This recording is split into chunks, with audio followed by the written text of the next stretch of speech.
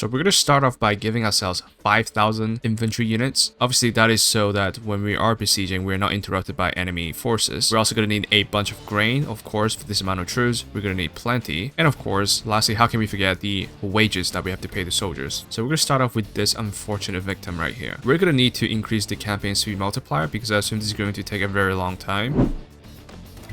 6 days into the siege, the garrison troops are dwindling as we speak. They are becoming wounded. However, for the militias or the army general, they're not losing any troops at all. And already after a few days, the garrisons are completely gone, basically. Now, it seems that on the 12th day, the militia units started losing some men. I'm not sure what's happening. I think they're leaving. Yeah, so the militias are dwindling at a very, very slow rate. They're not getting wounded, so that means they're not starving. They're simply deserting. And finally, we see the Lord's party also starting to get wounded, so it seems that their party has run out of food. The final question is, are we able to make them lose all the militia units? So this is about 8 years into the game, around 670 days or so. Somehow, for whatever reason, the militias are not deserting anymore. They're stuck at 115 or 14. I think that's the lowest that they can go, and for some reason they have infinite food supply. I'm not sure why. It has legitimately been 672 days, mind you. A new garrison unit popped up, which pretty much got wounded immediately, so they're out of the action. Now, I give it an extra year just in case, you know, if something does happen, but nothing has happened at all. Not a single bit of change. I'm gonna abandon the siege, and then we'll check the amount of food inside the city. So now, a quick look at the city itself right now. The information, you can see the prosperity is absolutely completely gone. It's at 364, and the food stock is obviously 0. So now what I'm going to do is make peace with the Vlandians, and then what we're going to do is actually go inside the city, and now we're actually going to check how much food they have. They have absolutely nothing. So we're going to quickly declare war with Britannia, and this time we're going to besiege a castle and see if there are any differences. So after a few days, they immediately ran out of food. As expected, the garrison units pretty much just dwindled to 0. They're all wounded, out of food. I think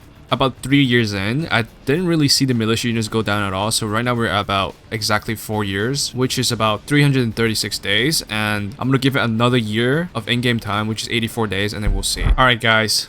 Another year has passed now. It's probably like a split second for you guys, but so I'm gonna end the siege now, and once again we see the prosperity is absolutely dumpstered at 0. So that's gonna ruin their income. So what have we learned from this? It's definitely worth it to besiege the castle for as long as you can, so you get rid of all the garrison units. However, don't expect the militia units to go down at all. The militia unit will remain the same no matter what you do. They will go down a little bit, but it's really not worth it to starve out the militias. They're just invincible somehow. They have infinite food in their storage. If the Bannerlord devs are watching, please fix this. It could be quite interesting to add some extra dialogue. For example, if the enemy comes out for a negotiation, or the enemy sally forth because they're so hungry they just want to fight you, or they just, you know, surrender. So that's it for this video. Leave a like and subscribe if you enjoyed this video, and I will see you guys next time.